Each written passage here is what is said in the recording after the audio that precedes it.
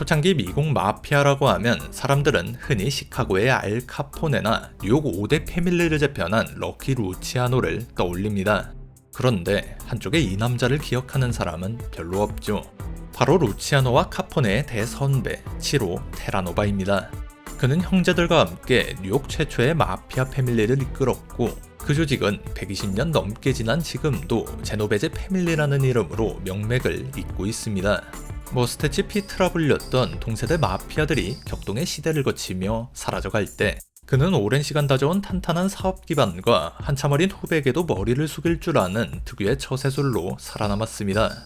형제 중에서도 유일하게 침대에서 눈을 감은 인물이죠. 하지만 평화로운 죽음을 맞이한 노년의 테라노바는 당시 마피아 세계에서 웃음거리 내지는 동정의 대상에 가까웠는데요. 경찰마저도 그를 아무런 위협이 되지 않는다고 판단해 경계 대상에서 제외할 정도였습니다. 마피아 시대를 연 주역 중 한 명이 어째서 이토록 초라한 말년을 맞이하게 되었을까요? 결론부터 말하자면 마피아 원로라는 그가 결정적인 순간에 보여준 쫄보 같은 모습 때문입니다. 치로 테라노바는 1887년에서 89년 사이 이탈리아 시칠리아 섬 콜레오네 지역에서 태어났습니다. 공식 문서마다 출생 연도가 다른데 이는 당시 이민자들의 불안정한 삶과 허술한 기록 시스템 때문으로 추정됩니다.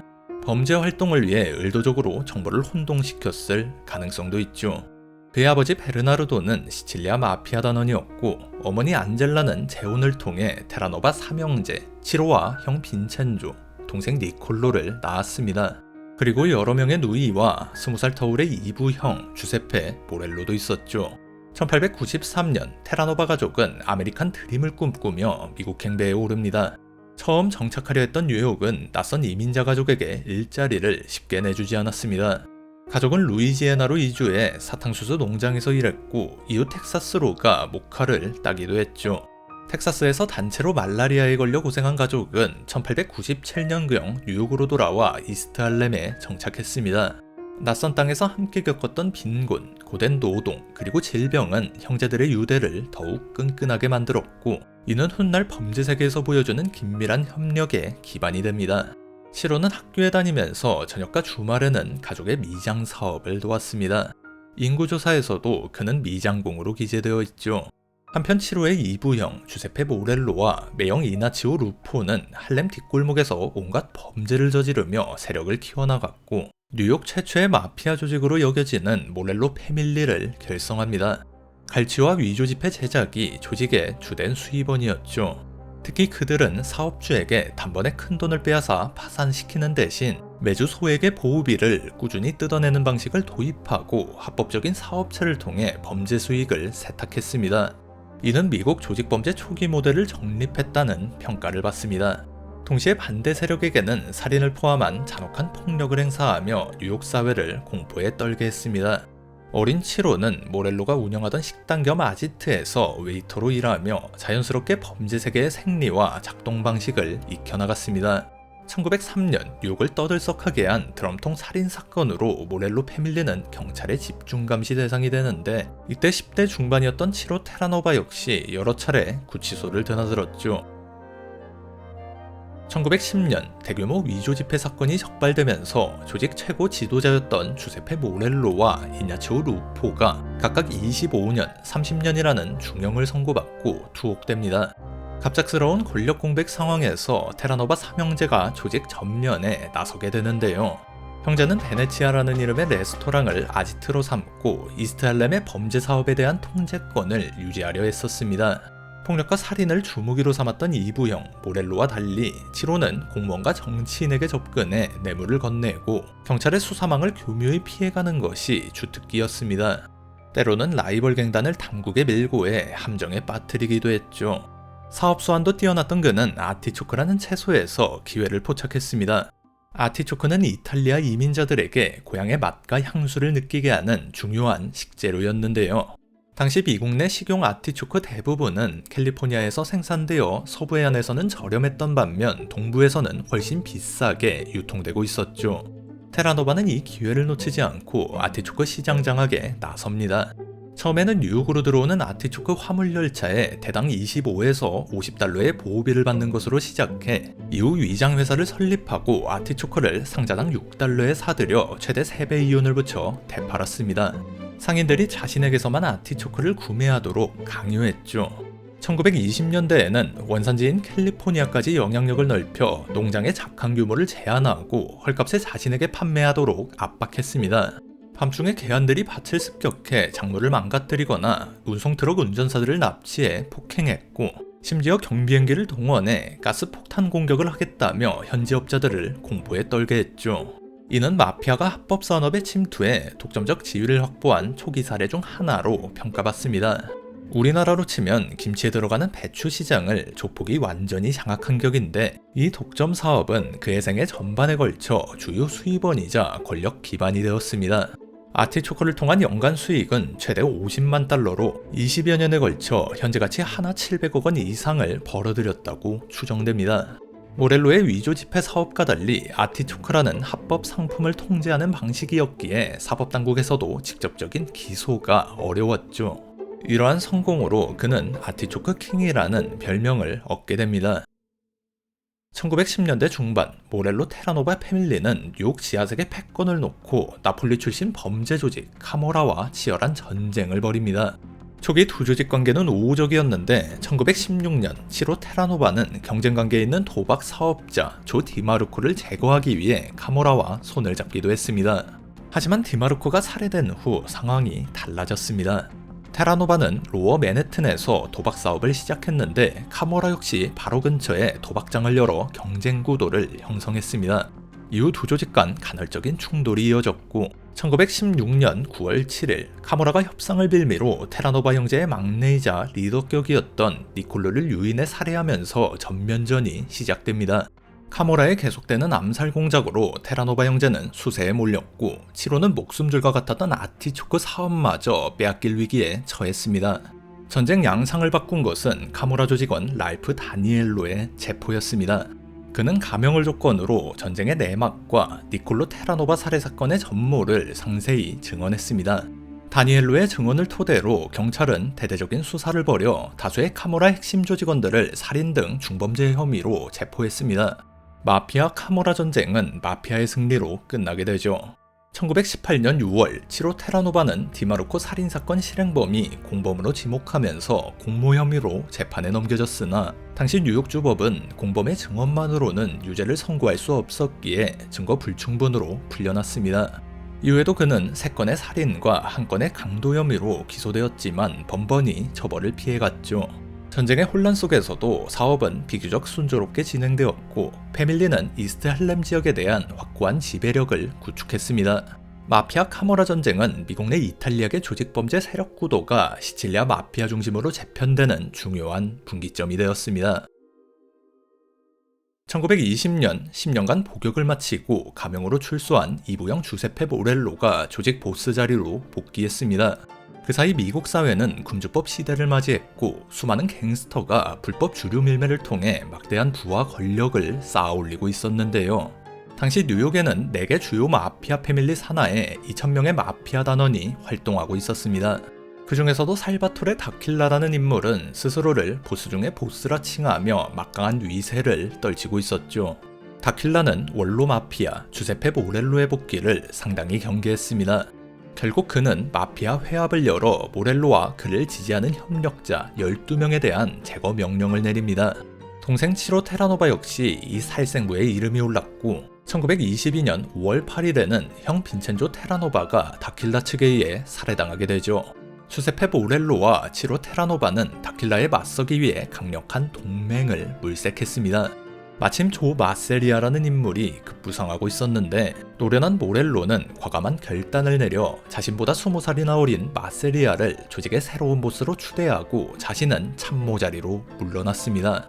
그 밑에서 치로 테라노바는 카포, 즉 중간 보스급 지위를 유지했죠. 마세리아 체제에서 테라노바는 아티초크와 밀주 사업으로 막대한 부를 쌓았고 럭키 루치아노, 알 카포네 같이 훗날 거물이 되는 후배들과도 친분을 맺었습니다. 40여 년 뒤 전직 마피아 조직원 조 발라치는 그의 위세를 이렇게 증언했습니다. 1923년경 이스트 할렘은 그야말로 치로 테라노바의 세상이었다. 그의 아지트였던 할렘 레스토랑 베네치아에는 렙케 부컬터, 렉스 다이아몬드, 제이콥 올겐 같은 네로라하는 유대인, 아일랜드계 갱스터들이 수시로 드나들었다. 하지만 모두 치로에 비하면 하찮은 존재에 불과했다. 테라노바는 펠럼 매너의 호화주택으로 이사했고 형제들과 같은 운명을 피하기 위해 방탄 처리된 리무진을 타고 다니며 사치스러운 생활을 누렸습니다. 형제들의 자식들까지 입양해 돌보며 10명이나 되는 대가족을 이루었죠. 출소 후 조용히 살고 있던 매형 이나치오 루포에게 집을 사주기도 했습니다. 치로 테라노바는 평생 수많은 범죄 혐의로 체포되었으나 대부분 기소조차 되지 않거나 무죄 판결을 받았습니다. 유죄 판결받은 유일한 범죄는 총기 소지 허가 위반 단 한 건뿐이었죠. 탄탄한 연줄과 당시 사법 시스템의 한계 덕분에 법망을 교묘히 빠져나갈 수 있었습니다. 1929년 12월 7일 발생한 비탈리 판사 만찬 강도 사건은 테라노바의 이름을 대중에게 각인시키는 계기가 되는데요. 당시 엘버트 비탈리 판사를 위한 만찬장에는 경찰, 정치인 등 70여 명의 저명 인사가 참석했습니다. 여기에는 테라노바와 그의 부하들도 포함되어 있었죠. 만찬이 한창 무르익던 새벽 1시 30분경 갑자기 무장 강도들이 행사장에 난입했습니다. 그들은 손님들의 금품과 보석을 빼앗고 현장에 있던 형사의 총기까지 강탈해 순식간에 달아났습니다. 그런데 놀랍게도 불과 몇 시간 만에 도난당한 모든 금품과 총기가 고스란히 반환되었죠. 경찰은 이것이 단순 강도 사건이 아니라 치로 테라노바가 꾸민 자작극이라고 의심했습니다. 경찰이 추정한 사건의 전말은 이랬습니다. 테라노바는 이전에 시카고 살인 청부업자들에게 프랭키 예일과 프랭크 말로라는 두 갱스터의 살해를 의뢰했는데 계약금 3만 달러 중 5천 달러만 성금으로 지불하고 잔금 지급을 미루고 있었습니다. 이에 분노한 청부업자들은 테라노바가 직접 서명한 살인계약서를 경찰에게 넘기겠다고 협박했고 테라노바는 계약서를 되찾기 위해 꾀를 냈습니다. 청부업자 측 대리인에게 계약서를 가지고 비탈리 판사의 만찬 장소로 오라고 제안한 것이죠. 그는 자기 서명을 직접 확인하고 잔금을 치르겠다는 핑계를 댔습니다. 만찬장에서 계약서를 확인하는 척하며 시간을 끈 뒤 미리 준비시킨 강도들을 투입해 만찬장 전체를 털게 함으로써 자연스럽게 계약서를 빼앗으려 했다는 것이 경찰의 추측이었습니다. 테라노바는 이 사건으로 체포되어 기소되었지만 이번에도 역시 증거 불충분으로 풀려났습니다. 그는 자신이 정치적 암투의 희생양이라 주장했고 법정을 나오면서 미소를 짓는 사진이 신문에 실리며 아티초크 킹이라는 별명과 함께 더욱 유명해지게 되었습니다. 한편 사건 조사 과정에서 만찬 참석자 상당수가 조직범죄와 연루된 인물이라는 사실이 드러났고 비탈리 판사는 마피아 유착 의혹과 사건 처리 미숙으로 대중의 거센 비난을 받으면서 결국 판사직에서 물러나야 했습니다. 1930년대 초 뉴욕 마피아 세계는 다시 한번 피바람에 휩싸이는데요. 조 마세리아 세력과 경쟁자 살바토레 마란자노 세력 간의 전면전, 이른바 카스텔라 마레세 전쟁이 발발한 것입니다. 이 전쟁에서 테라노바의 형 주세페 모렐로는 마세리아의 전쟁 지휘관이자 전략가로서 활약했습니다. 적대 인물 암살과 정치 공작을 주도하며 늙은 여우라는 새로운 별명까지 얻었죠. 하지만 1930년 8월 15일 이스트 할렘 사무실에서 영수증을 정리하던 중 마란자노 측 총잡이들에게 허무하게 암살당하고 맙니다. 그의 죽음은 마세리아 세력에게 엄청난 타격이었습니다. 1931년 2월 3일에는 테라노바의 조카이자 마세리아의 부하였던 조 카타니아마저 마란자노 측에 의해 제거되죠. 치로는 대공황 여파에도 아랑곳하지 않고 호화로운 장례 비용을 지불했고 조카의 관이에 손을 얹고 복수를 맹세했습니다. 하지만 곧 더 시급한 문제 때문에 복수는 뒷전으로 밀려나게 되는데요. 마세리아 진영 핵심 인물이었던 럭키 루치아노는 길어지는 전쟁에 염증을 느끼고 오히려 적장 마란자노와 손잡아 보스 마세리아를 제거할 계획을 세우고 있었습니다. 주요 측근들의 연이은 죽음으로 마세리아의 세력은 크게 약해진 상태였죠. 치로 테라노바는 루치아노의 쿠데타 계획을 알게 되었고 살아남기 위해 루치아노에게 협력하기로 결정합니다. 1931년 4월 15일 루치아노는 코니알랜드의 한 레스토랑으로 마세리아를 불러내 함께 식사했습니다. 이 암살 작전에는 조 아도니스, 알버트 아나스타샤, 비토 제노베제, 벅시 시겔 같은 훗날 마피아 역사를 뒤흔들게 되는 인물들이 암살팀으로 투입되었다고 추정됩니다. 계획대로 루치아노가 알리바이를 만들기 위해 잠시 화장실로 자리를 비운 사이 암살팀이 식당으로 들이닥쳐 마세리아를 무참히 살해하고 신속하게 빠져나와 도주 차량으로 향했습니다. 그런데 그들이 차에 도착했을 때 운전석에 앉아있던 테라노바는 극도의 긴장감에 사로잡혀 시동조차 걸지 못하고 온몸을 벌벌 떨고 있었습니다. 급박한 상황에서 테라노바보다 거의 20살이나 어린 벅시 시겔은 경멸스러운 표정으로 그를 뒷좌석으로 밀치고 직접 차를 몰았습니다. 결과적으로 암살팀은 모두 무사히 현장에서 달아났지만 이 사건은 7호 테라노바의 몰락을 결정짓는 치명적인 계기가 되었습니다. 극단적인 남성성과 폭력성이 지배하는 마피아 문화에서 루치아노가 이끄는 새로운 세대는 그를 나약하고 믿을 수 없는 인물로 낙인 찍었습니다. 이후 마란자노마저 제거한 럭키 루치아노는 마피아 세계를 재편해 위원회를 설립하고 권력을 분산시켜 분쟁을 조정하는 새로운 시대를 열었습니다. 테라노바는 이 체제에 동조한 인물이었지만 오히려 직위가 강등되고 대부분의 사업 운영권을 포기하라는 압박을 받게 되죠. 그에게 남은 것은 이제 단물이 거의 빠진 아티초크 사업뿐이었습니다. 이후 재기를 위해 유대인 갱스터 더치 슐츠와 손잡고 할렘의 불법 숫자 도박 지분 25%를 얻었지만 1935년 슐츠가 암살당하자 루치아노는 그 지분마저 빼앗아 다른 이에게 넘겨버렸습니다. 9세대 숙청 분위기 속에서 테라노바가 왜 살해당하지 않았는지는 연구자들 사이에서도 의견이 분분합니다. 일각에서는 마세리아 사건에서 보여준 그의 나약함이 오히려 그를 위협적이지 않은 존재로 보이게 만들어 목숨을 부지할 수 있었다는 분석을 내놓기도 하죠. 1935년 테라노바는 딸의 결혼식을 호화롭게 치르며 언론에 자신의 건재함을 과시하려 했습니다.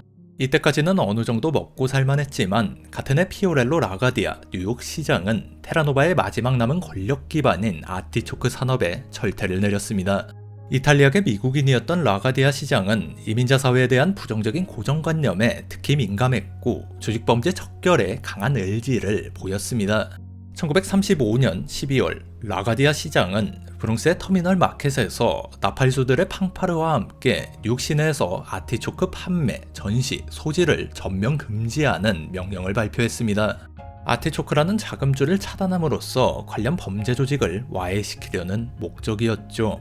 금지령 자체는 일주일 만에 해제되었지만 이 과정에서 테라노바 휘하 조직원 일부가 투옥되었고 그의 사업 기반과 조직 비밀 유지에 큰 타격을 입혔습니다. 테라노바는 직접 기소되지는 않았지만 라가디아 시장은 그를 웨스트체스터로 사실상 추방하여 뉴욕 시내로 돌아오지 못하게 했습니다. 사실 라가디아 개입 이전부터 아티초크 산업은 이미 저물고 있었습니다. 주요 마피아들은 더 수익성 높은 사업에 집중했고 아티초크에 대한 관심은 예전 같지 않았죠. 이름은 널리 알려졌지만 힘을 잃어가던 테라노바는 정치적 치적을 쌓으려는 라가디아에게 아주 좋은 먹잇감이었습니다. 1936년까지만 해도 테라노바는 선텐을 즐기고 방탄 세단을 타고 다니며 다이아몬드 반지를 끼고 있는 모습이 자주 목격되었습니다. 하지만 1937년 그가 몰래 뉴욕 시내로 들어오자 경찰은 그를 불황자 혐의로 체포했습니다. 법정에선 그는 자신이 완전히 파산했으며 빌린 돈으로 겨우 생활하고 있다고 진술했죠. 아티초크라는 큰 수입원을 잃었지만 호화로운 생활 방식을 버리지 못해 결국 파산에 이르게 된 것이죠. 불황자 혐의는 기각되었고 테라노바 가족은 펠런 매너의 호화저택을 떠나 뉴욕 변두리 평범한 집으로 이사해야 했습니다. 1938년 2월 18일 테라노바는 49세라는 비교적 젊은 나이에 뇌졸중으로 쓰러졌습니다. 그리고 이틀 후인 2월 20일 맨해튼 콜럼버스 병원에서 조용히 숨을 거두게 되죠. 아내와 자식들이 곁을 지켰지만 그의 마지막은 쓸쓸하기 그지없었습니다. 테라노바가 뉴욕시로 돌아온 사실은 그가 죽고 나서야 신문에 보도되었죠. 루이스 발렌타인 경찰청장은 언론과 인터뷰에서 테라노바가 범죄적으로, 재정적으로, 그리고 신체적으로 완전히 무력한 상태였기 때문에 복귀를 허용했다고 밝혔습니다.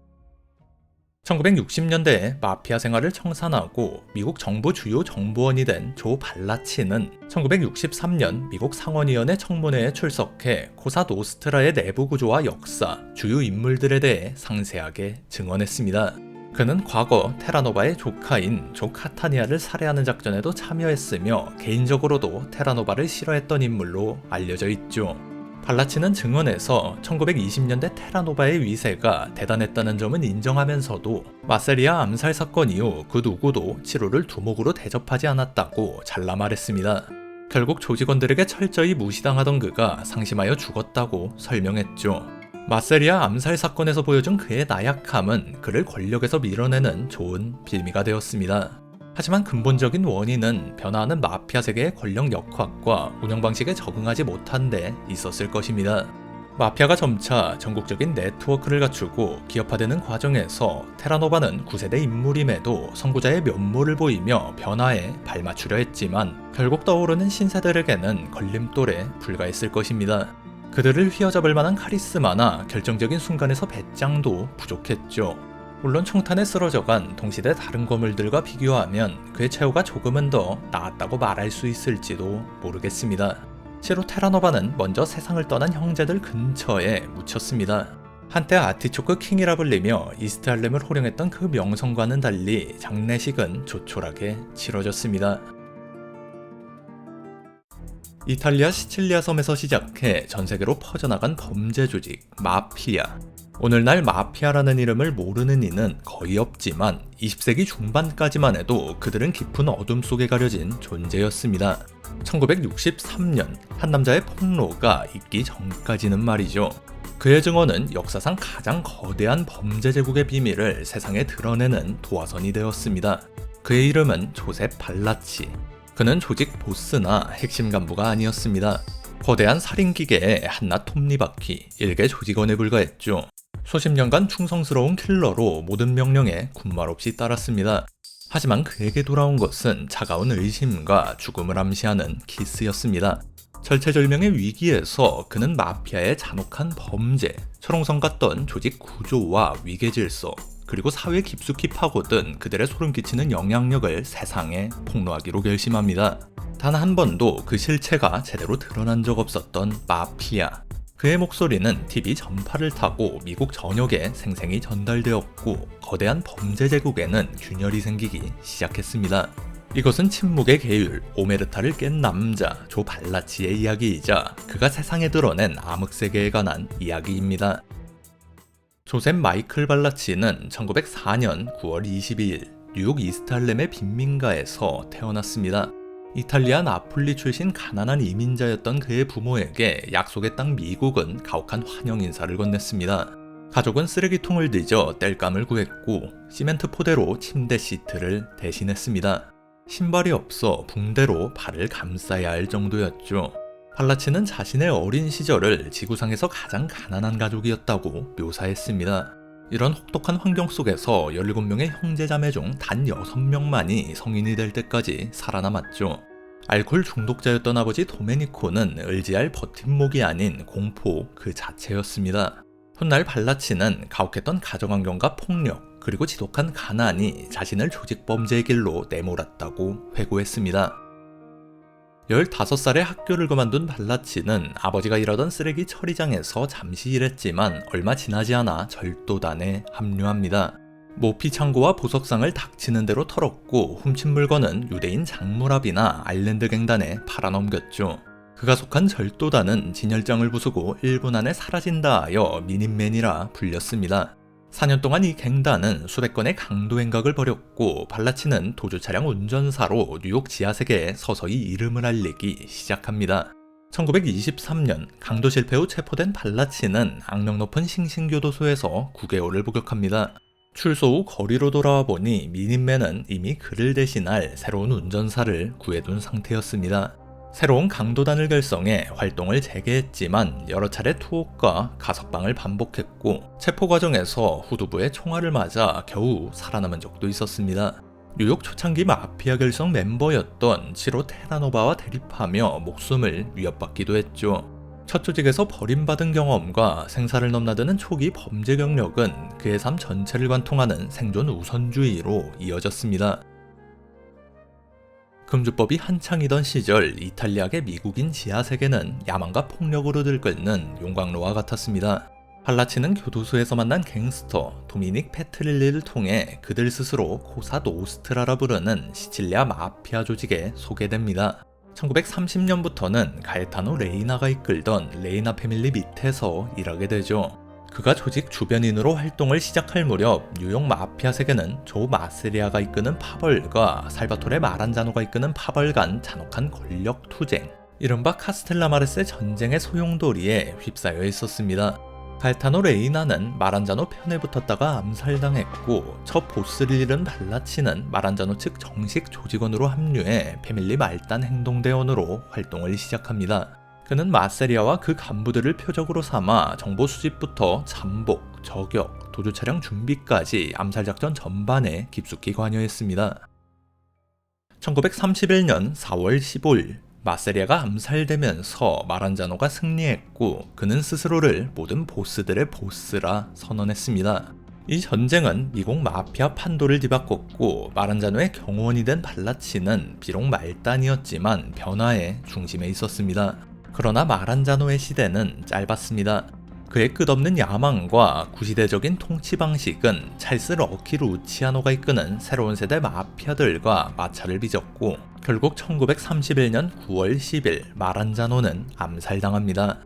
그의 죽음을 전혀 예상치 못했던 발라치는 목숨을 부지하기 위해 옛 보스 레이나 가족의 도움으로 그들의 집 다락방에 몸을 숨겨야 했습니다. 마란자노가 사라지면서 미국 마피아는 재편되었습니다.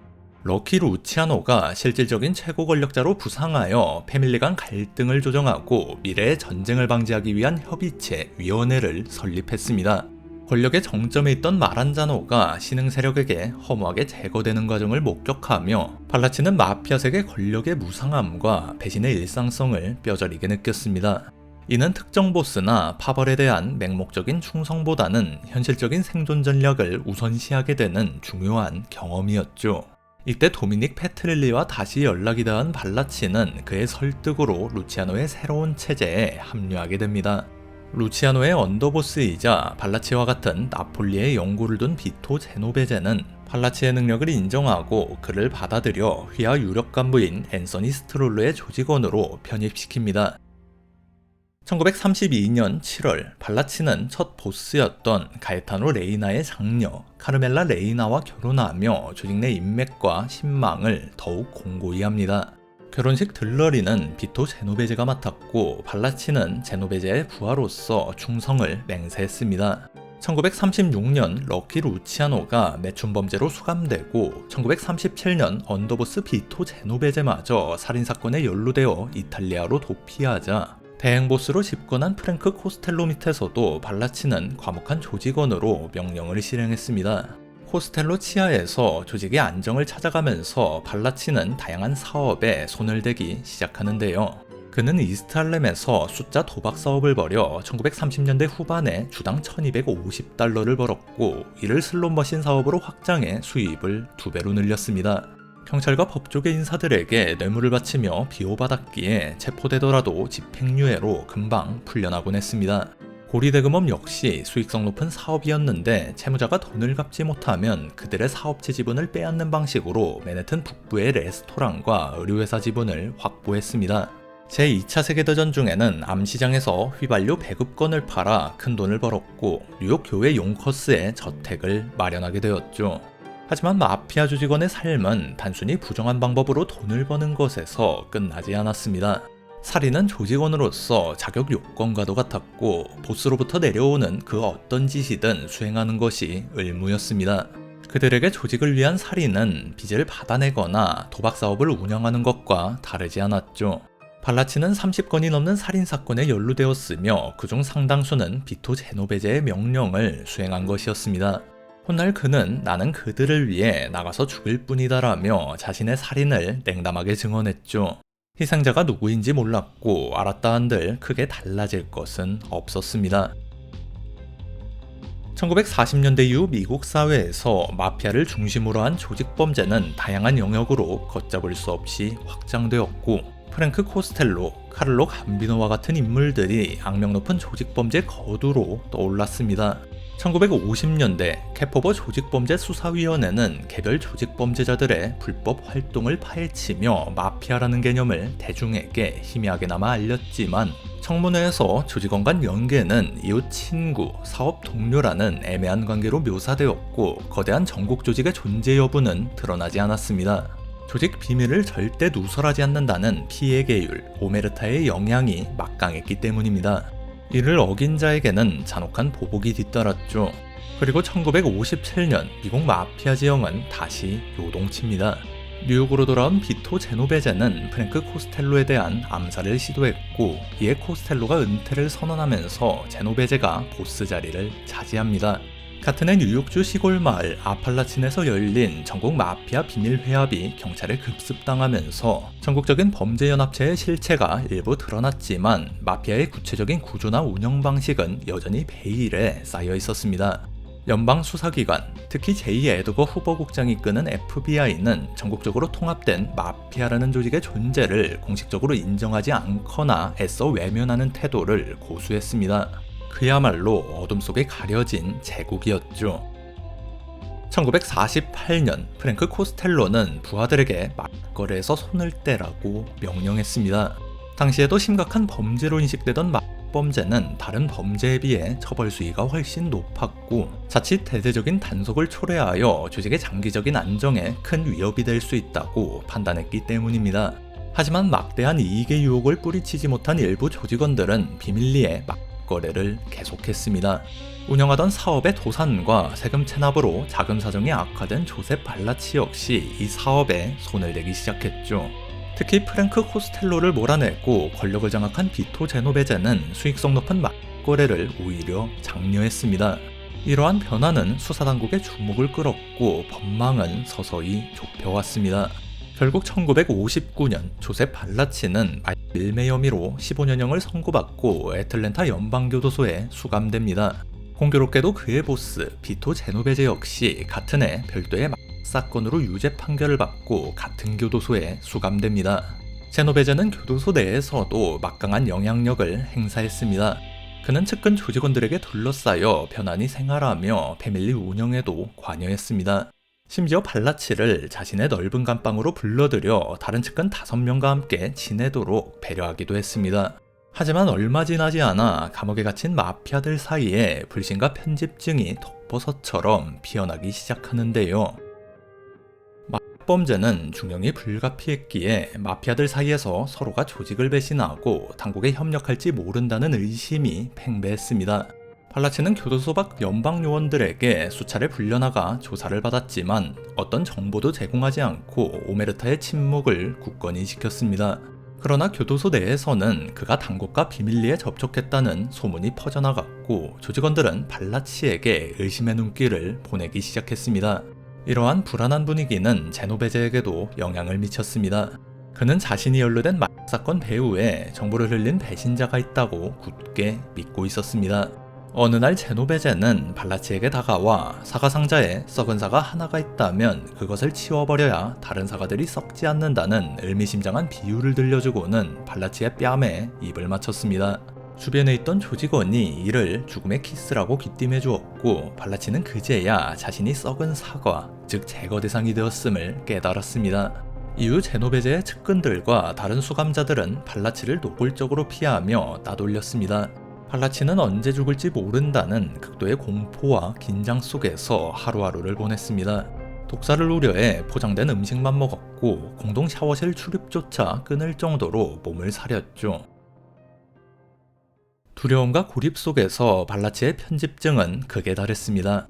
그러던 1962년 6월 22일 마침내 참극이 벌어집니다.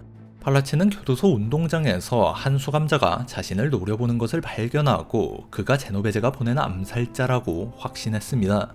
극도의 공포에 사로잡힌 발라치는 근처 공사 현장에 놓여있던 쇠파이프를 집어들고 상대를 무자비하게 구타해 살해했습니다. 하지만 피해자는 마피아와 아무런 관련이 없는 수감자였습니다. 이 사건으로 발라치는 즉시 독방에 격리되었고 살인죄로 추가 기소되어 최악의 경우 사형까지 선고받을 위기에 처했습니다. 더 이상 조직의 보호도 기대할 수 없는 신세였죠. 얼마 지나지 않아 그를 조사하던 연방 요원들은 당신 목에 현상금이 걸려있다는 정보를 교묘하게 흘렸습니다. 실제로 교도소 내에선 비토 제노베제가 발라치 살해에 현상금 10만 달러를 내걸었다는 소식이 파다하게 퍼지고 있었습니다.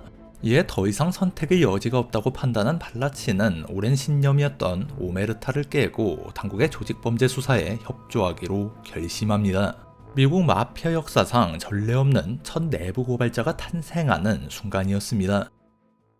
발라치는 자신의 인생을 망친 조직에 복수하고 공익을 위해 증언한다고 주장했지만 근본적으로는 목숨을 부지하기 위한 절박한 몸부림이었습니다. 그는 형량 감경과 신변 안전을 조건으로 수사 관계자들에게 입을 열기 시작했습니다. 그가 털어놓은 정보들은 수사당국이 기존에 확보하고 있던 자료와 상당 부분 일치했을 뿐만 아니라 미해결 마피아 관련 범죄에 대한 구체적인 단서들을 제공하면서 그 신뢰성을 인정받았습니다. 1963년 9월 25일부터 약 2주간 조셉 발라치는 존 엘 맥클레런 상원위원회 조사위원회에 출석해 전국적인 폭로 무대에 오르게 됩니다. 연방보안관 200명의 호의를 받으며 등장한 발라치의 모습은 그의 폭로가 얼마나 중대한지를 보여주었습니다. 감옥에서 벌인 살인사건을 재확인하며 발라치를 범죄자로 못 받고 시작된 조사위원회에서 그는 미국 마피아의 존재를 공식적으로 인정하고 특히 조직원들이 스스로를 마피아가 아닌 우리의 것이라는 의미의 이탈리아어 코사 노스트라로 칭한다고 밝혔습니다.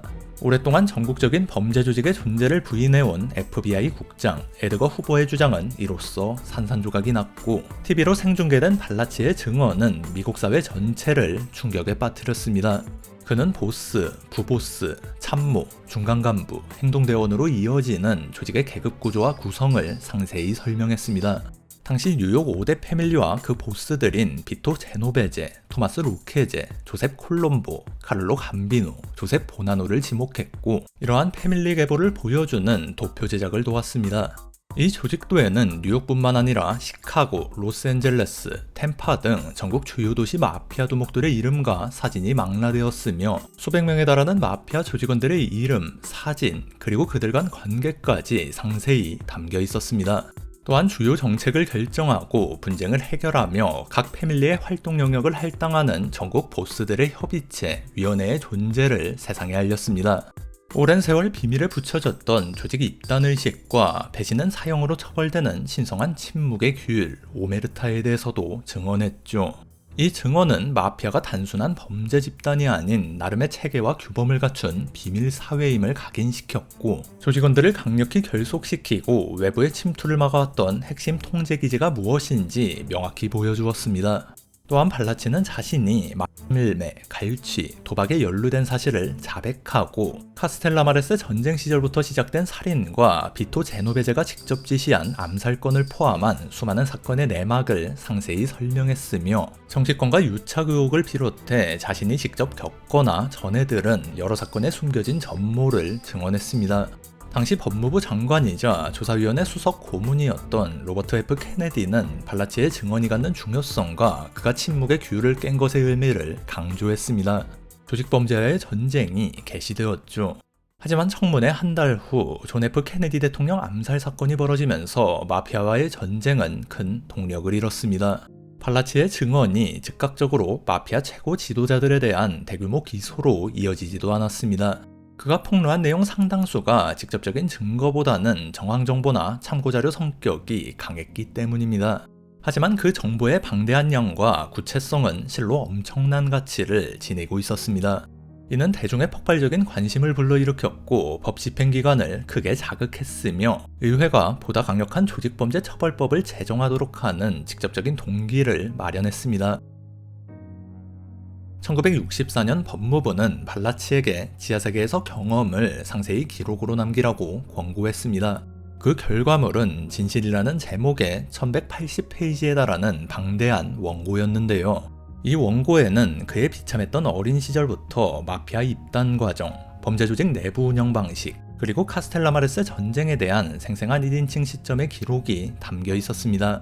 법무부는 이 이야기가 출판되면 법 집행에 실질적인 도움을 주고 다른 잠재적인 정보원들이 용기를 내 나서는데 긍정적인 영향을 미치리라 기대했습니다.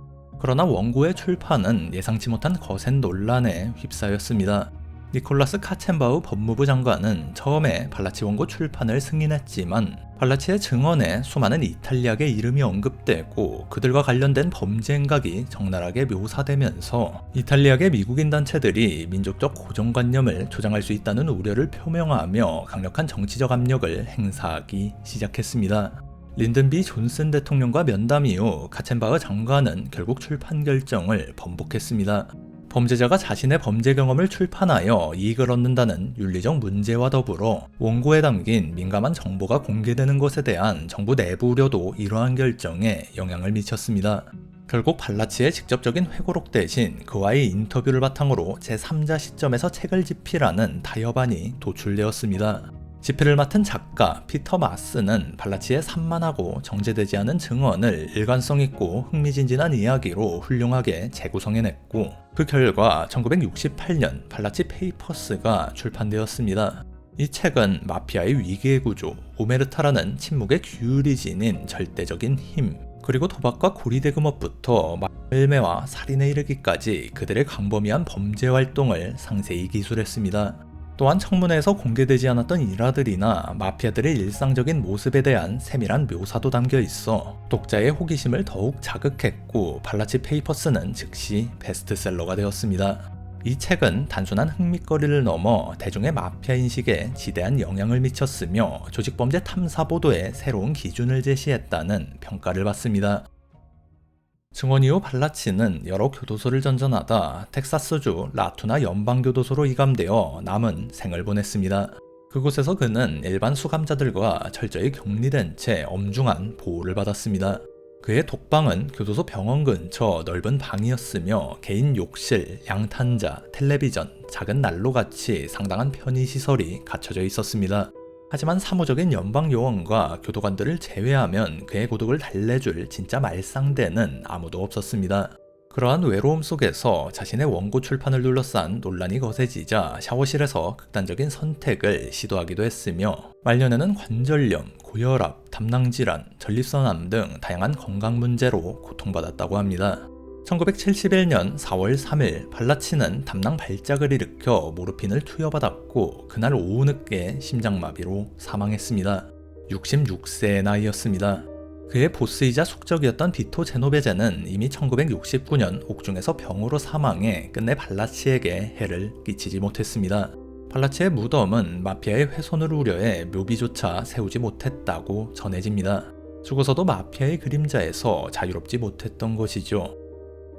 조셉 발라치의 삶과 그의 폭로는 미국 조직범죄 역사에서 큰 분수령이었습니다. 비록 낮은 계급의 조직원이었지만 그의 증언은 정부가 마피아라는 거대한 조직의 존재와 구조, 그리고 운영 방식을 명확히 인지하고 이에 효과적으로 대처하는 데 결정적인 역할을 했습니다. 오랜 시간 마피아를 부정해온 에드거 후보국장은 증언의 공개를 탐탁지 않아 했던 것으로 알려졌지만 나중에는 발라치 사건을 조직범죄 소탕 역사상 가장 큰 정부의 돌파구라고 인정했습니다. 발라치의 폭로는 의회가 리코 법령과 같은 강력한 반조직범죄법을 제정하고 연방 증인보호 프로그램을 창설하는 직접적인 동기가 되었습니다. 이후 이탈리아와 미국에서는 마피아 조직원들이 국가 증인이 되어 협조하는 사례가 점차 늘어났고 수사관에 의한 잠입수사가 확대되었으며 1980년대에는 FBI가 전통적인 패밀리의 보스 대부분을 교도소에 수감시키는 성과를 거두게 됩니다. 조셉 발라치는 영웅도 개혁가도 아니었습니다. 그저 자신의 생존을 위해 침묵의 계율을 깨트린 범죄자였죠. 그의 폭로가 이탈리아계 미국인 사회에 대한 부정적인 고정관념을 강화했다는 비판도 존재합니다. 또한 발라치가 직접 관여한 범죄 행위에 대해서는 자신에게 유리하게 진술을 각색했다거나 조직 말단에 있었기에 상층부의 복잡한 책략이나 전략 등에 대한 지식에는 한계가 있었다는 지적도 있습니다.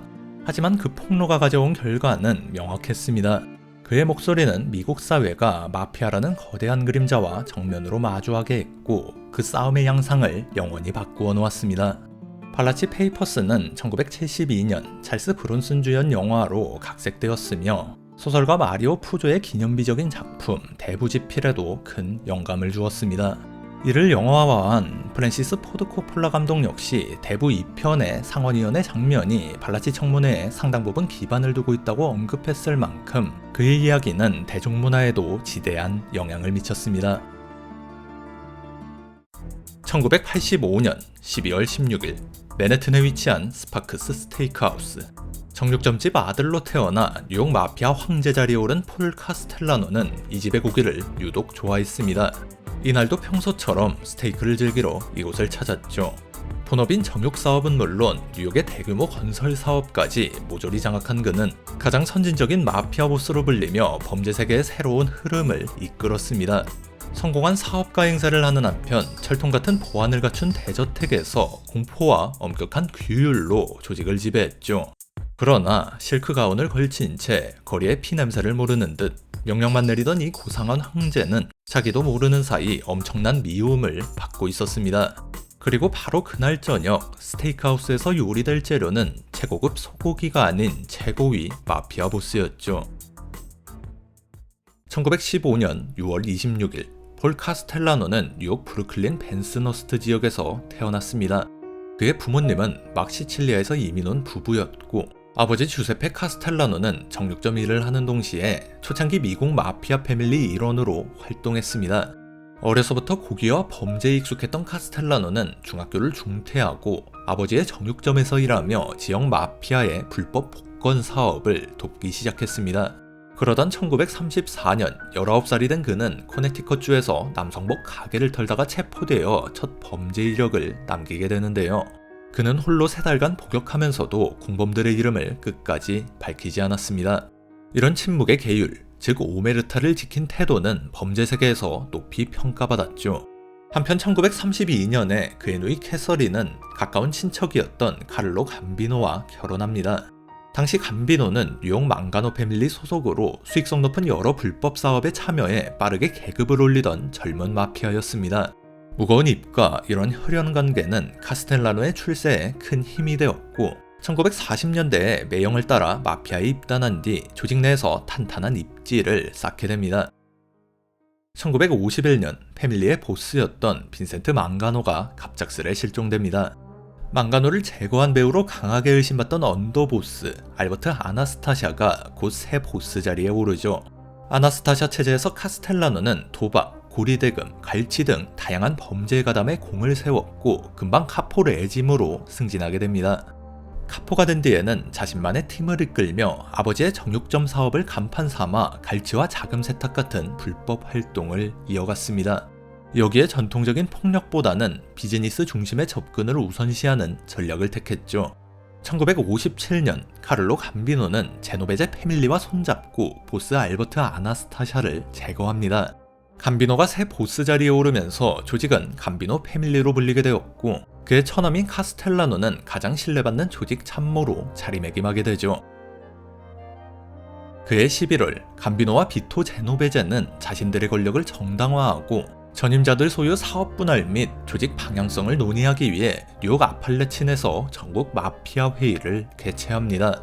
그런데 조용한 마을에 전국 각지에 번호판을 단 고급 차량이 줄지어 들어오는 모습을 수상히 여긴 지역 경찰이 회의장을 급습했고 카스텔라노를 포함한 62명의 고위 마피아 조직원이 회의장과 근처 숲속에서 체포됩니다. 이때까지 FBI 국장 에드거 후버는 마피아는 존재하지 않는다는 입장을 고수해왔지만 미국 전역에 고도로 조직된 마피아 네트워크가 실제 존재한다는 사실이 이 사건을 통해 대중에게 공개되었습니다. 마피아에 대한 정부의 본격적인 대응이 시작되는 계기였죠. 이 아팔라친 회의는 당시 젊은 간부였던 카스텔라노에게도 결정적인 순간이었습니다. 이후 대배심 앞에선 그는 모든 질문에 침묵으로 일관했고 법정 모독죄로 짧은 수감 생활을 하게 되죠. 추가로 수사방해와 정보 은닉 혐의로 기소되었지만 끝까지 아무 정보도 발설하지 않았습니다. 정부의 강한 압박에도 침묵을 지킨 그는 신뢰할 수 있는 인물이라는 이미지를 마피아 세계에 제대로 각인시켰습니다. 이런 이미지에 감비노의 무한한 신뢰와 탁월한 사업 능력, 또 사람을 적재적소에 부리는 리더십이 더해져 카스텔라노는 1960년대 조직 내 실세로 떠오르게 됩니다. 1970년대에 들어 건강이 나빠진 감비노는 슬슬 후계에 대해 고민하기 시작하는데요. 그는 아직까지 거리에서 전통적인 범죄를 벌이는 다른 간부들보다 돈 세탁과 합법 사업 운영에 재능이 있는 카스텔라노에게 조직의 미래가 달려있다고 판단했습니다. 결국 1976년 임종 직전 폴 카스텔라노를 패밀리의 차기 보스로 지명합니다. 하지만 이 결정은 기존 승계 서열을 무시한 파격적인 선택이었고 조직 내부에 긴장과 갈등의 불씨를 남기게 되죠. 카스텔라노는 자신을 갱스터가 아닌 비즈니스맨이라 여겼고 실제로도 타고난 사업 감각을 보여줬습니다. 그가 운영한 대표 사업 중 하나가 정육 유통업체 다이얼 폴트리였는데요. 정육점에서 일한 경험을 살려 설립한 이 회사는 뉴욕 시내 300곳 이상의 거래처에 닭고기와 육류를 공급했습니다. 그 과정에서 경쟁업체를 밀어내기 위해 협박을 서슴지 않았고 키푸드나 월드바움 같은 대형 슈퍼마켓 체인을 상대로도 우리에게 고기를 사지 않으면 망하게 만들겠다고 위협했죠. 정육사업은 장남과 차남에게 맡겼고 셋째 아들에게는 콘크리트 공급업체 스카라믹스 콘크리트를 운영하게 했습니다. 당시 건설업과 콘크리트 산업은 마피아가 완전히 장악한 분야였죠. 마피아위원회는 관련 업체를 묶어 콘크리트 클럽을 결성하고 뉴욕 대규모 건설공사에서 콘크리트 공급 계약을 독점했습니다. 참여하는 모든 업체는 수익의 2%를 불법 리베이트로 상납해야 했죠. 감비노 패밀리는 이 콘크리트 클럽의 가장 큰 수혜자로 카스텔라노는 이 모든 사업을 총괄했습니다. 관련 노조까지 장악한 그는 파업이나 작업 중단을 무기 삼아 건설업자들을 협박했습니다. 당시 뉴욕에서 대형 건설 프로젝트를 진행하려면 카스텔라노와 협상이 필수였죠. 이렇게 방대한 사업 기반을 갖춘 감비노 패밀리는 연매출 약 5억 달러를 기록하며 뉴욕 5대 마피아 패밀리 중 가장 부유하고 강력한 조직으로 평가받았습니다. 원활한 사업을 위해 카스텔라노는 걸림돌이 되는 인물은 가차없이 제거했습니다. 폭력과 살인에 능한 아일랜드계 갱단 웨스티스와 동맹을 맺어 그들을 하청 조직처럼 활용했죠. 그 대가로 웨스티스는 다른 조직의 공격으로부터 보호받았고 감비노 패밀리는 살인 업무를 위탁해 경찰의 추적을 피했습니다. 조직 질서를 어지럽히거나 카스텔라노의 체면을 손상시키는 인물도 그의 명령 아래 소리 소문 없이 사라졌죠. 1980년 그는 딸의 남자친구 비토 보렐리가 자신을 치킨맨이라 비하했다는 이유로 제거를 지시했고 같은 해 9월에는 딸을 상습 폭행하던 전 사위 프랭크 아마토 역시 제거했습니다. 심지어 이 두 사건을 포함해 100건 이상의 살인을 저지른 조직 해결사 로이 드메오조차 위협이 된다고 판단되자 제거 명령을 내렸죠. 이렇듯 동맹을 활용하고 조직 내부를 철저히 단속한 덕에 카스텔라노는 은밀하면서도 강력한 범죄 제국을 구축할 수 있었습니다. 1976년 10월 15일 카를로 감비노가 세상을 떠나자 뉴욕 암흑가는 큰 충격에 빠졌습니다. 많은 이가 오랜 기간 조직 언더보스로 활약해온 아니엘로 델라 크로체가 감비노 패밀리의 새 보스가 될 것이라 예상했지만 감비노가 처남이자 조직의 브레인이었던 폴 카스텔라노를 후계자로 지명했기 때문이죠. 당시 델라 크로체는 탈세 혐의로 수감 중이었기 때문에 이 결정에 반발할 수 없는 상황이었습니다. 카스텔라노는 내부 반발을 잠재우고자 델라 크로체를 그대로 언더보스 자리에 두어 강도, 갈취, 고리대금 같은 전통적인 거리 범죄를 전담하도록 했습니다. 이에 델라 크로체는 새 보스의 지위를 인정하고 충성을 맹세하게 되죠. 이 조치는 적절한 권력 안배처럼 보였지만 실제로는 조직을 두 개의 파벌로 나누는 결과를 낳았습니다. 델라 크로체의 브루클린 파벌과 카스텔라노의 맨해튼 파벌 사이 균열은 시간이 흐르며 점점 깊어져 갔죠. 보스가 된 카스텔라노는 패밀리를 대기업 CEO처럼 운영했습니다. 조직 본부는 은밀한 장소가 아닌 스탠튼 아일랜드에 있는 대저택에 마련했는데 17개의 방을 가진 이 화려한 저택은 백악관이라는 별명으로 불렸습니다. 카스텔라노는 이곳에 최첨단 보안 시스템을 설치했고 모든 카포는 그를 아련하듯 직접 저택에 와서 보고해야 했습니다. 그는 세속과 동떨어진 생활을 하며 실크로브와 슬리퍼 차림으로 손님을 맞이했고 비즈니스 미팅이나 외출을 할 때만 밖으로 모습을 드러냈습니다. 부하들에게 상납금을 받을 때는 마치 라자가 공물을 받는 듯 위험있게 행동했으며 빚을 갚지 않은 자를 제거할지 말지 같은 살벌한 주제도 철학자처럼 냉철하게 숙고했다고 전해집니다. 그를 표적으로 삼았던 FBI 수사관들조차 품이 있는 악당이라 표현할 정도였죠. 하지만 저택에 틀어박혀 소통을 끄는 보스에 대한 불만은 조직 내부에서 점차 쌓여가기 시작했는데요. 카스텔라노는 수사당국의 추적을 피한다는 이유로 내부 규율을 강하게 통제했고, 특히 거래에 대해서는 사형에 해당할 정도로 가혹한 처벌을 예고했습니다. 연방정부가 범죄에 대해 중형을 선고하는 만큼 체포된 조직원이 패밀리를 배신할 가능성이 높다는 판단 때문이었죠. 그러나 이러한 방침은 전통적인 거리 사업으로 큰 수익을 올리던 언더보스, 델라크로체 파벌 조직원들에게 심각한 불만을 불러일으켰습니다. 한편 카스텔라노는 콜롬비아 출신 젊은 가정부 글로리아 올라르테와 공공연히 불륜을 저질렀고, 이를 참지 못한 아내 니나는 결국 남편의 곁을 떠나버렸습니다.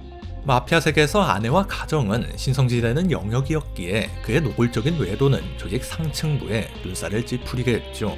그는 또한 자신에게 충성하는 측근들에게만 권력을 몰아줬습니다.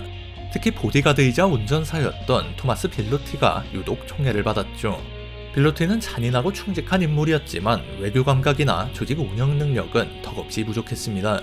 그럼에도 카스텔라노는 그를 맹목적으로 신뢰하며 1980년대 들어서는 사실상 후계자처럼 대우했는데, 이런 모습을 본 간부들 사이에서는 보스가 일찍 노망이 들었다는 말까지 나올 정도였습니다. 그럼에도 카스텔라노 지휘 아래 감비노 패밀리는 불법이든 합법이든 확실히 전성기를 누렸습니다. 그는 저택에서 마치 주주회의를 하듯 노조 갈취와 산업 장악에 대해 논의했죠. 하지만 거리에서 고르는 하위 조직원들은 이 고상한 사업으로부터 별다른 이익을 얻지 못했습니다. 현장과 단절이 심해지며 조직원들 사이에서는 자기만 잘 사는 교황이라는 비아냥이 퍼져나갔죠. 또한 카스텔라노는 직접 손을 더럽히는 일을 꺼리고 여러 잔혹한 업무를 간부들에게 시켜서 처리만 해왔기에 많은 이가 그를 현장 감각 없는 지도자로 여기게 됩니다. 과거 그가 보여주었던 절제력과 판단력, 그리고 조직을 아우르던 리더십은 점차 퇴색되어 갔습니다.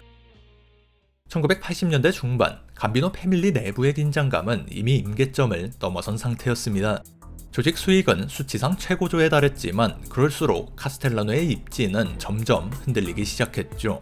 특히 금지 방침은 여전히 그것이 주요 수익원으로 작용하는 거리 현실과 큰 괴리를 일으켰습니다. 이런 방침에 가장 노골적으로 반발한 인물이 40대 초반의 젊은 간부 존 고티였습니다. 언더보스 델라크루체가 아끼는 제자였죠. 고티는 막벌을 통해 팀 운영 자금을 조달했고, 다른 범죄 수익 분배 문제에서도 카스텔라노의 규율과 정면으로 충돌했습니다.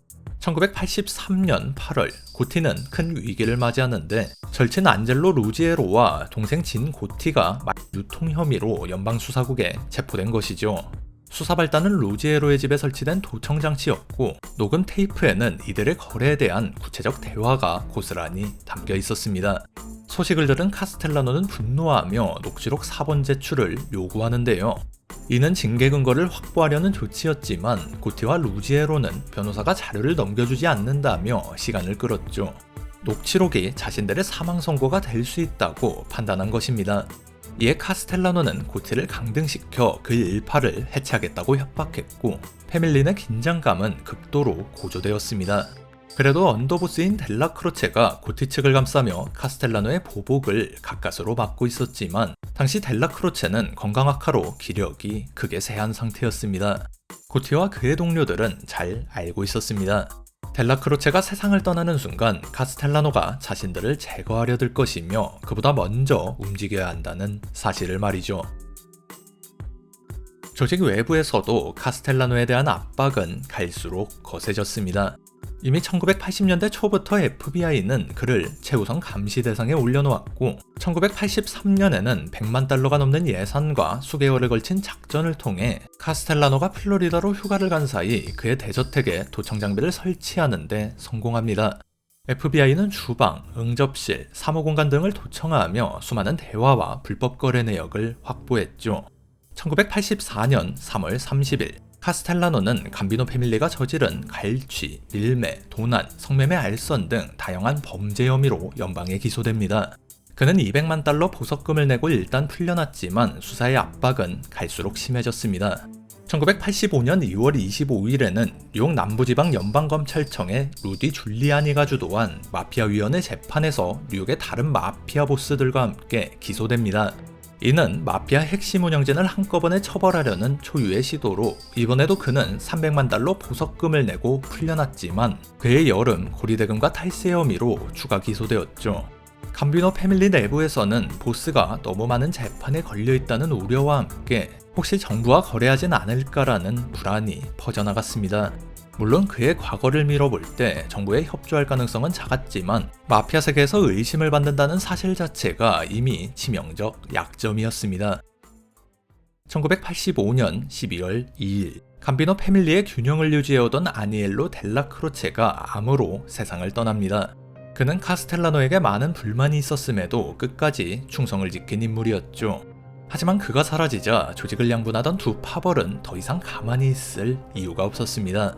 이 시점에서 카스텔라노는 두 가지 결정적인 실수를 저지릅니다. 첫째, 그는 델라 크로체의 장례식에 참석하지 않았습니다. 마피아 문화에서 오랜 충복의 장례식에 불참하는 것은 최고 수준의 모욕으로 여겨지는 일입니다. 둘째, 델라 크로체가 떠난 자리에 자기 충복인 토마스 빌로티를 언더보스로 임명했습니다. 이 결정들은 델라 크로체를 따르던 파벌을 분노하게 했죠. 델라 크로체의 장례 직후 오랫동안 불만을 품어온 카포들이 은밀히 움직이기 시작했습니다. 존 고티는 프랭크 디치코, 살바토레 그라바노와 함께 보스 제거 작전을 논의합니다. 프랭크 디치코는 카스텔라노가 아끼는 측근이었지만 그의 독단적인 리더십에 불만을 키워오던 차였습니다. 이때 고티가 카스텔라노 암살에 성공하면 언더보스 자리를 주겠다고 제안하며 그를 포섭한 것이죠. 이를 받아들인 디치코는 보스의 측근이라는 위치를 이용 1985년 12월 16일 카스텔라노가 스파크스 스테이크하우스에서 몇몇 조직원과 만나기로 했다는 사실을 알아냈고 이를 고티 측에 제공했습니다. 디치코의 정보를 바탕으로 암살 작전은 치밀하게 수립되었죠. 1985년 12월 16일 크리스마스를 앞두고 화려한 조명이 거리를 수놓던 이른 저녁, 폴 카스텔라노는 아무것도 모른 채 검은색 링컨 세단을 타고 맨해튼 중심가로 향했습니다. 운전대를 잡은 건 그의 충직한 신복이자 새로 임명된 언더보스 토마스 빌로티였죠. 오후 5시 26분 그들은 이스트 46번가에 있는 스파크스 스테이크하우스 앞에 도착했습니다. 암살팀은 매우 치밀하게 조직되어 있었습니다. 3명의 메인 습격조가 식당 입구 근처에 매복했고 예비 인원들도 거리 아래쪽에 배치되어 있었죠. 카스텔라노가 차에서 문을 열고 막 내리려던 순간 코트를 입고 러시아 털모자를 쓴 사내들이 순식간에 그에게 다가왔습니다. 이들은 무방비 상태의 카스텔라노를 향해 가까운 거리에서 총격을 가했습니다. 그는 총탄에 맞아 바닥에 쓰러졌고 이어 총잡이 중 한 명이 머리를 겨누어 마무리했죠. 함께 있던 빌로티 역시 반격할 새 없이 운전석을 피로 적시고 쓰러졌습니다. 단 몇 초 만에 감비노 패밀리의 보스와 언더보스가 맨해튼 한복판에서 피를 흘리며 쓰러지는 충격적인 사태가 벌어진 것입니다. 같은 해 일본에서도 최대 야쿠자 조직 야마구치구미의 두목과 부두목이 동시에 살해되는 사건이 벌어진 바 있죠. 이 작전은 존 고티와 살바토레 그라바노가 직접 지휘했습니다. 그들은 식당 맞은편 차량에서 무전기로 작전을 조율했고 카스텔라노의 차량이 접근하자 작전 개시 신호를 보냈습니다. 작전이 끝난 뒤 고티는 차에서 내려 직접 시신을 확인하고 범인들과 함께 침착하게 인파 속으로 사라졌죠. FBI와 뉴욕 경찰이 현장에 도착했을 때 70세의 카스텔라노와 45세의 빌로티는 이미 숨을 거둔 상태였습니다.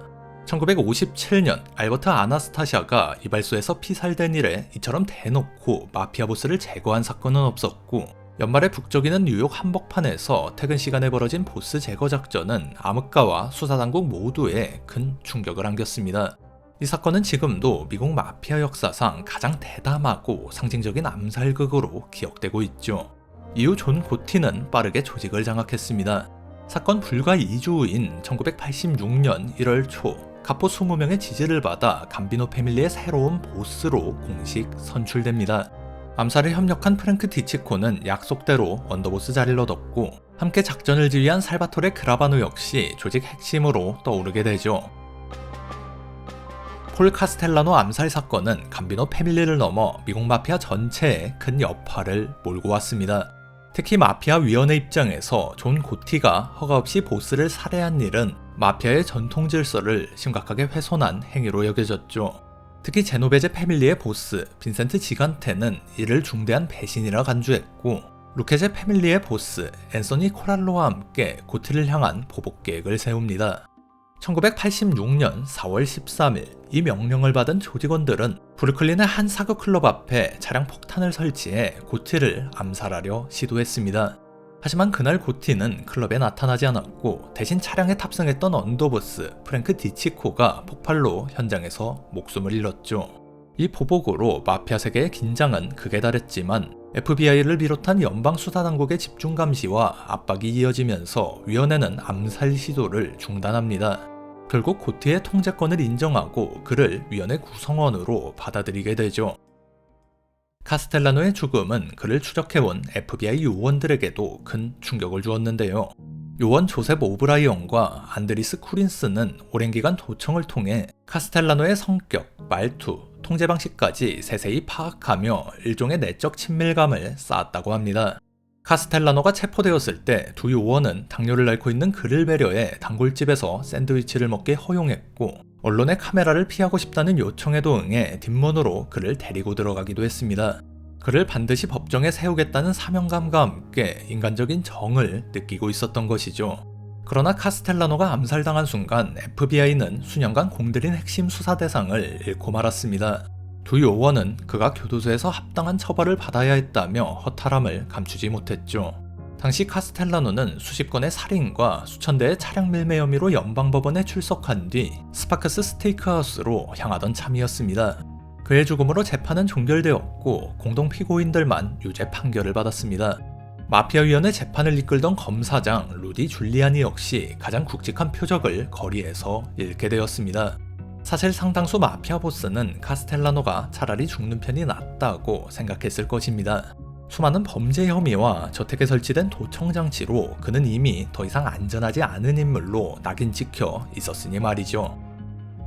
암살 사건은 미 전역의 주요 신문 1면을 장식했고 보스 중에 보스가 죽었다, 스테이크하우스의 피바다 같은 자극적인 제목들이 쏟아져 나왔습니다. 뉴욕 대교구는 그의 범죄 경력을 이유로 천주교 장례 미사를 거부했는데 이 결정마저도 큰 뉴스로 다뤄졌죠. 장례가 끝나자 언론의 관심은 즉시 존 고티 체제로 옮겨갔습니다. 당시 45살이었던 고티는 젊고 대담한 신세대 보스로 주목받았고 조직원들은 충성, 공포, 기회 등 여러 이유로 그를 크게 지지했습니다. 이미 오래전부터 FBI의 표적이었던 고티는 여러 범죄 혐의로 기소되었지만 주요 증인들이 피살되거나 실종되고 위협을 느낀 잠재적 증인들은 증언을 거부했으며 일부 배심원은 매수당하기까지 했죠.